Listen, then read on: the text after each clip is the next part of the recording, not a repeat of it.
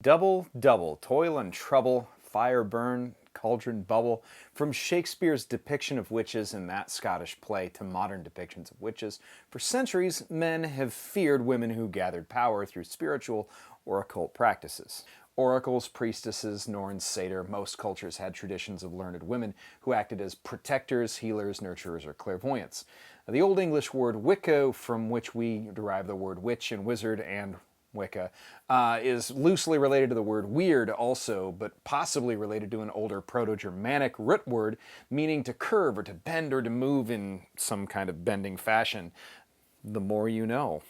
No reason for the etymology other than it's kind of fun. But our cultural interpretation has slowly shifted from depictions of witches as succubi or wart-nosed wickedness to heroes in their own right.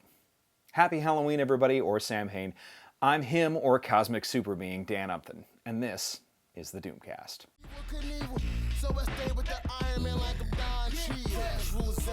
Wanda Maximoff is an inhuman or mutant or product of the High Evolutionary, depending on who you believe. Also, her and her brother, Quicksilver, Pietro Maximoff, are children of Magneto.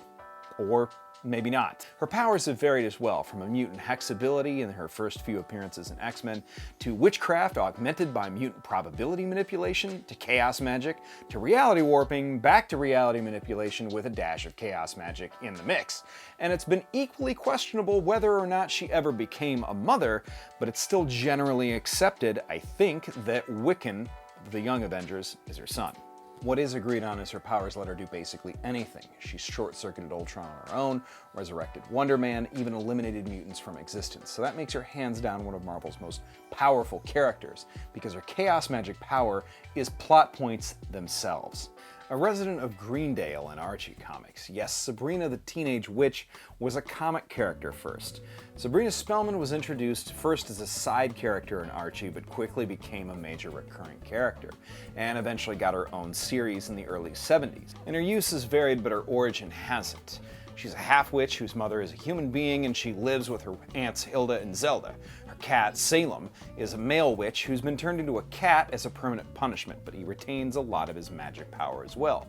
Sabrina's enjoyed a long run on television in various forms, including a sitcom starring Melissa Joan Hart, as well as a revived Netflix series, and even had a comic book crossover at one point in which she met Sonic the Hedgehog. Seriously. Magic in the New Mutants is Illyana Rasputin, another mutant with incredible magical and reality warping powers. She's able to transport large groups of people and objects through limbo, a sort of netherworldly dimension, as well as wield a magically manifested thing called the Soul Sword. But a preteen Illyana was diagnosed and then died of the legacy virus, and her brother, Colossus, even died attempting to cure that same virus so no one else would have to go through what she did. Illyana was resurrected in limbo with only part of her soul, so she came back as a creepy half-demon girl named Darkchild. Yes, with an E. She fought a number of the new X-Men, including Anole and Pixie, and she stole part of Pixie's soul, which made Pixie into a black magic-wielding badass. Because that's apparently how that works. But don't worry, all of the X-Men she fought and Illyana are now stable parts of the X-Men. Madame Xanadu from DC Comics is as old as time.